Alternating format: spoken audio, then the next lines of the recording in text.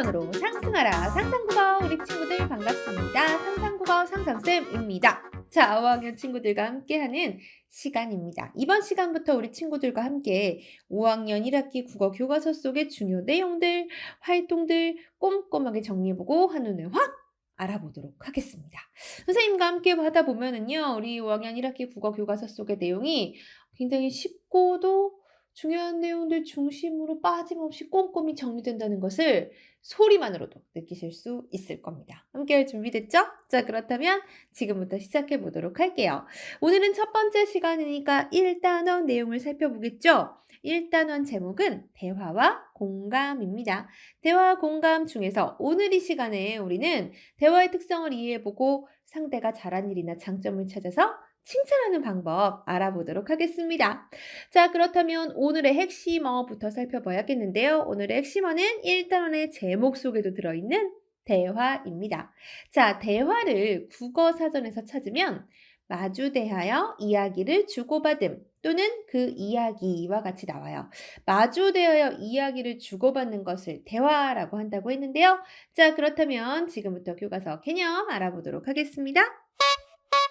첫 번째 개념은 대화의 특성 이해하기입니다. 그래요. 대화가 마주대하여 이야기를 주고받는 것을 대화라고 한다고 했는데, 자, 어떤 특성들이 있을까요? 첫 번째, 상대를 직접 보면서 말을 주고받습니다. 그래요. 우리가 일반적으로 대화를 나눈다라고 했을 때는 휴대전화를 가지고 나누는 대화를 말하지 않고 직접 만나서 이야기를 나누는 것을 말합니다.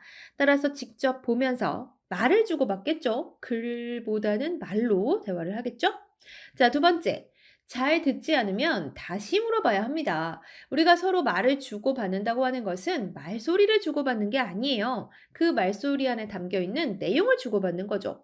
따라서 소리만 듣고 내용을 듣지 않았다면 그에 알맞은 대답을 하기가 어렵습니다. 그런 경험 다들 있을 거예요. 열심히 게임을 하고 있는데 아니면 재밌게 텔레비전 보고 있는데 누가 옆에서 말을 걸어요. 분명히 말소리는 내가 귀가 있기 때문에 말소리는 공기를 울려서 귀로 들어온단 말이죠. 그런데 무슨 얘기를 들었는지 기억이 안 나요. 하고 다시 물어봐야만 그에 알맞은 대답을 할 수 있다는 겁니다. 세 번째, 표정, 몸짓, 말투에 따라 기분이나 생각을 짐작할 수 있습니다. 그래요. 꼭 직접 말소리로 나 지금 기뻐. 나 지금 우울해. 이렇게 말하지 않아도 상대의 표정이나 몸짓, 말투에 따라서 지금 기분이 어떤지 이해해 볼 수 있고 또 내 기분도 표현해 볼 수 있다는 거예요. 이거 잠시 뒤에 좀 더 자세하게 알아보도록 하겠습니다. 네 번째, 대화를 할 때에는 상대의 마음을 살피며 말해야 합니다. 그래야 때로 그 마음을 제대로 살피지 못하고 나온 대로 말을 했다가 상대가 기분이 나빠하거나 우울해한 적 있을 거예요. "어떻게 그런 말을 할 수 있어?" 이렇게. 내가 왜 지금 무슨 말을 했는데? 난 그냥 나오는 대로 말했을 뿐인데 왜 내 말이 기분 나빠하는 거지?" 그래요. 우리 친구들 대화를 할 때는 상대의 마음을 살피면서 말해야겠어요. 다섯 번째, 듣는 사람의 처지를 고려해서 말합니다. 앞서 상대의 마음을 살피며 말해야 한다고 했는데 마음과 함께 상대의 처지를 고려해서 말해야만 상대의 기분을 잘 짐작해 볼 수가 있고요. 그에 알맞은 대답을 할 수 있는 것이죠. 그래야 대화를 원활하게 이어나갈 수 있습니다. 자, 앞서 우리 표정, 몸짓, 말투에 따라 기분이나 생각을 짐작할 수 있다고 했는데요. 자, 우리가 대화를 할 때 우리의 표정이나 말투는 어떤 역할을 할까요? 자신이 하고 싶은 말을 실감나게 나타낼 수 있죠. 같은 응이라는 말이라고 해도 응?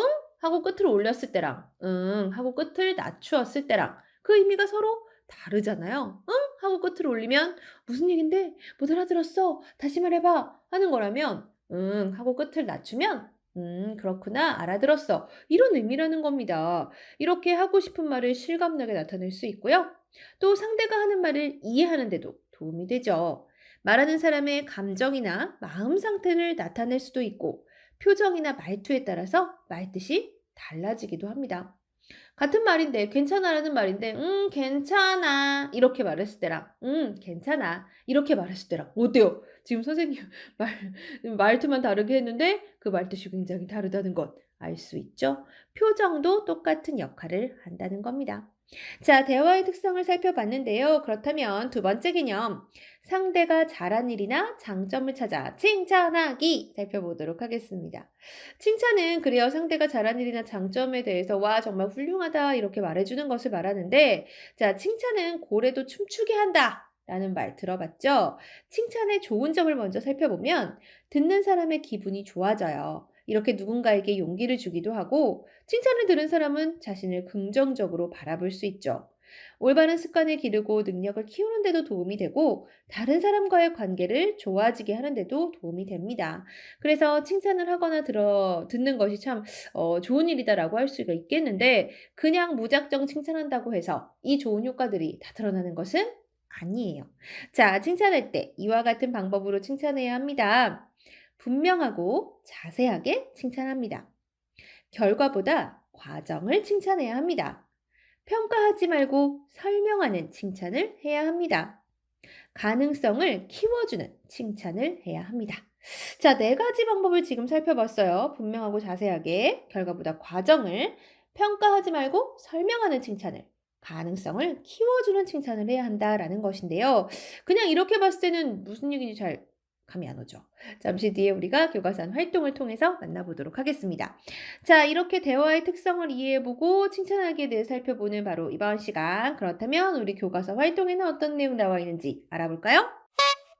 자, 먼저 대화의 특성 이해하기에 대한 교과서 활동입니다. 우리 친구들 교과서 안에 테일이와 소희가 대화를 나누는 것, 내용 나와 있는 거 기억나시나요? 교과서를 함께 보는 것도 좋은 공부가 될 텐데요. 자, 가부분을 살펴보시면 테일이가 소희에게 어제 일을 물어봤어요. 어제 왜 화가 났다고 했지? 하고 물어봤습니다. 근데 소희는 이 말을 듣고 방금 전에 이야기했는데 라고 해요. 왜 "방금 전에 이야기했는데."라고 했을까요? 방금 전에 이야기를 했는데 테일이가 다시 물어보니까. 자, 그렇다면 테일이는 왜 방금 전에 소희가 이야기한 것을 다시 물어봤죠? 이어서 테일이가 말해 주고 있죠. "오, 잠깐 딴 생각하느라 잘 못 들었어."라고 합니다. 그래요. 우리 친구들 대화를 할 때는 상대의 말을 집중해서 들어야 합니다. 딴 생각을 하다 보면요. 내용이 생각이 안 나요. 자, 우리가 여기서 알 수 있는 것, 대화를 나눈다고 하는 것은 상대의 말소리를 듣는 것이 아니라 그 말에 담겨 있는 내용을 파악하는 거예요. 근데 그러려면 어떻게 들어야 된다? 그렇죠. 주의를 집중해서 잘 들어야만 내용을 알 수 있어요. 이렇게 잘 못 들으면 그에 어울리는 이어지는 말을 할 수가 없잖아요. 그래서 어떻게 해야 됩니까? 다시 물어봐야 돼요. 그쵸. 잘 듣지 못하면 다시 물어봐야 한다라는 대화의 특성도 알 수 있네요. 자, 이어서 소희는 어제 있었던 일을 말해줍니다. 은주하고 있었던 일이었는데 기억나시나요? 소희와 은주는 만나기로 약속을 했는데요. 30분이나 지났는데도 은주가 안 오는 거예요. 아, 소희는 계속 기다립니다. 은주가 저쪽에서 미안해 하고 달려오고 있네요. 이때 소희의 표정을 잘 살펴보시면 좀 화가 났다라는 것을 표정을 통해서 알 수가 있어요. 그러니까 직접 말로 "너 왜 이렇게 늦었어? 나 화났어." 라고 말하지 않았지만 표정만 봐도 알 수가 있는 거죠. 표정과 말투의 역할 짐작해 볼 수 있습니다. 자, 소희는 늦은 은주에게 "왜 이렇게 늦었니?" 하고 물었는데요. 은주는 아주 자세하게 왜 늦었는지에 대해서 설명을 했어요. 부모님 심부름을 하고 오느라 늦었다는 겁니다. 물론 뭔가 미안한 일이 있을 때 우선은 미안하다고 사과를 하는 것이 중요하죠. 뭐 왜 늦었는지를 이렇게 설명하는 것이 때로는 변명이 되는 것 같아서 '그건 좀 안 맞지 않은가?' 이렇게 생각할 수도 있는데 꼭 그렇지만은 않아요. 변명이 아니라 정말 늦을 수밖에 없는 어떤 사정이 있었다면 그것을 말해 주는 것 또한 상대가 필요 없는 불필요한 오해를 하지 않도록 하는 데 도움이 됩니다. 자, 이렇게 왜 늦었는지에 대해서 은주가 설명하니까 소희가 어때요? "그래, 다음부터 약속 시간을 잘 지켰으면 좋겠어. 너한테 무슨 일이 생긴 줄 알고 걱정했잖아."와 같이 합니다. 그러니까 은주도 기분이 좋죠. "걱정해 줘서 고마워, 소희야." 단지 화가 났다는 것이 아니라 무슨 일이 생겼는지 걱정했다는 소희의 말을 듣고 은주도 "고마워." 하고 인사를 했어요. 자, 이 얘기가 바로 지금 소희가 태일이에게 전한 어제 있었던 일입니다. "이런 일이 있었어." 라고 쭉 설명을 하니까 태일이가 뭐라고 했는가 하면 "아, 그랬구나. 그럴 때는 나라도 화났을 거야." 이렇게 태일이는 소희가 한 이야기를 듣고 소희의 마음을 이해해 주었습니다. 그래도 은주에게 아무 리 없어서 다행이네. 맞아, 많이 걱정했는데 하면서 테일이와 소희는 아주 원활하게 대화를 이어갔다는 것 알 수 있죠.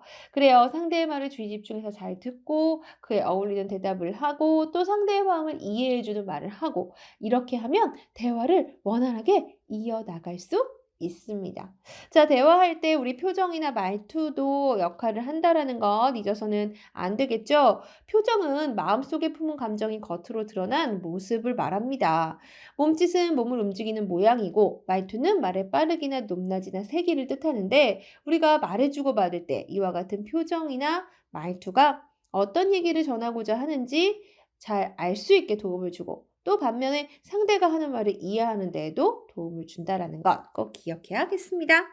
자, 두 번째 교과서 활동은 우리 칭찬의 힘이라는 제목의 글인데요. 이 글을 통해서 칭찬의 힘이 무엇이고 또 어떻게 하는 것이 올바르게 칭찬하는 것인지 알 수 있어요. 글 1에서 보면은 칭찬의 힘에 대해서 이야기를 합니다. 칭찬을 들으면 기분이 좋아질 뿐만 아니라 일을 더욱 잘하려고 노력하게 된다는 것. 이게 바로 칭찬의 힘이라고 했는데요. 이렇게 칭찬의 힘에 대해서 뒷부분에 더 자세하게 이야기를 해주고 있죠. 칭찬 한마디는 누군가에게 용기를 주고 자신을 긍정적으로 바라보게 한다는 것. 올바른 습관을 기르고 능력을 키우는 데도 도움이 된다는 것. 또 그 사람과 맺는 관계를 좋아지게 만든다는 것. 이렇게 칭찬의 힘은 세다고 얘기를 했어요.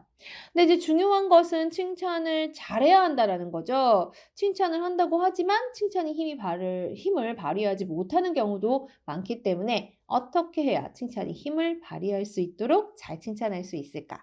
자, 그 방법을 네 가지로 이야기해 주고 있어요. 첫 번째는 분명하고 자세하게 칭찬해야 한다는 것이었습니다. 그러니까 분명하고 자세하게 칭찬하지 않는 건 뭐냐? 두루뭉술하게 칭찬하는 건데 그렇게 하면 안 된다는 거죠. 예를 들어 와, 멋지다. 정말 대단해. 이렇게 칭찬하는 것이 두루뭉술하게 칭찬하는 것이라면 그렇게 하지 말고 다른 사람을 생각해서 양보하는 모습이 정말 멋지구나. 이렇게 분명하고 자세하게 칭찬해야 한다는 거예요. 그래야만 이제 상대가 내가 다른 사람에게 양보하는 모습이 멋진 거구나. 뭘 잘했는지 알게 되는 거죠. 그래서 칭찬을 받으려고 더 노력하게 된다고 했어요.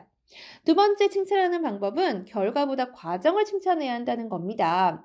100점이네. 정말 좋겠다. 이건 100점 맞은 결과를 칭찬하는 거라면 이렇게 칭찬하기보다 그렇게 열심히 하니 좋은 결과가 나오는구나와 같이 칭찬을 하면 상대는 꼭 좋은 결과가 나오지 않는다 하더라도 노력이라고 하는 것, 열심히 했다라고 하는 것의 의미를 깨닫게 된다는 거죠. 자, 세 번째 칭찬하는 방법. 평가하지 말고 설명하는 칭찬을 해야 된다라는 거예요. 예를 들어, 넌 정말 착하구나. 이렇게 칭찬하는 것은 착하다라고 평가하는 거라면 앞으로도 이렇게 착한 아이로 평가를 받기 위해서 억지스럽거나 과장된 행동을 할 수가 있다는 거죠. 따라서 이렇게 칭찬하기보다는 잃어버린 물건을 찾아주어 친구가 참 고마워하겠다. 이렇게 설명하는 칭찬을 하게 되면 행동의 가치, 잃어버린 물건을 찾아준다라는 그 행동이 어떤 가치를 갖는구나. 이렇게 이해할 수 있다는 겁니다. 자, 네 번째 방법은 가능성을 키워주는 칭찬을 하라는 것인데요. 자, 지금의 능력보다 잠재 능력을 보고 칭찬을 할 수가 있다는 거예요. 이렇게 앞으로의 가능성을 보고 미술에 소질이 많은 것 같아. 앞으로 계속 노력하면 훌륭한 화가가 될 수 있을 거야. 이와 같이 칭찬을 하라는 겁니다. 어때요? 네 가지 우리가 칭찬하는 방법 앞에서도 간단히 우리가 개념에서 봤는데 이렇게 간단히 보는 것보다 이렇게 자세히 설명을 해주니까 또 예를 들어서 설명을 하니까 훨씬 더 그래. 이런 칭찬이 정말 내가 들었다고 생각했을 때도 칭찬이 힘을 발휘할 수 있는 경우가 되겠구나 하는 생각이 드시죠?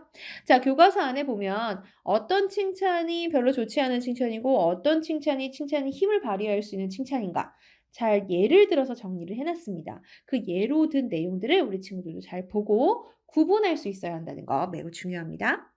자, 이번 시간에 우리가 살펴본 중요 활동이나 개념은 여기까지인데요. 그렇다면 오늘의 퀴즈를 살펴보도록 하겠습니다. 자, 오늘 퀴즈는 이제 빈칸에 들어갈 말을 우리 친구들 생각을 해보는 건데, 자, 대화의 특성 중에서 우리가 상대의 기분이나 생각을 짐작할 수 있는 방법이 있어요. 말이 아니라 짐작을 해보는 건데, 몸짓, 그리고 말투를 통해서 짐작해 볼 수 있죠? 나머지 하나는 무엇일까요? 정답! 바로 표정입니다. 자, 그래요. 우리 친구들 상대의 표정, 몸짓, 말투에 따라서 기분이나 생각을 짐작할 수 있다는 것 꼭 기억해야겠습니다. 자, 그렇다면 오늘 이 시간에 우리가 무엇을 배웠는지 후루룩 한눈에 정리를 해보도록 할까요? 자, 칭찬하는 방법에 대해서 살펴봤습니다. 네 가지 방법 기억나시나요? 첫 번째, 분명하고 자세하게 칭찬하기. 두 번째, 결과보다는 과정을 칭찬하기. 세 번째, 평가가 아닌 설명하는 칭찬하기. 네 번째, 가능성을 키워주는 칭찬하기였습니다. 교과서 속 바탕글이 있으니까 바탕글 내용을 꼼꼼히 살펴보면서 칭찬하는 방법과 그 예를 나타낸 부분을 잘 정리하는 것 잊지 마시기 바랍니다. 자, 오늘 준비한 내용은 여기까지예요. 우리 친구들 이번 시간도 수고 많았습니다. 다음 시간에 더 재미있는 내용으로 다시 찾아올게요.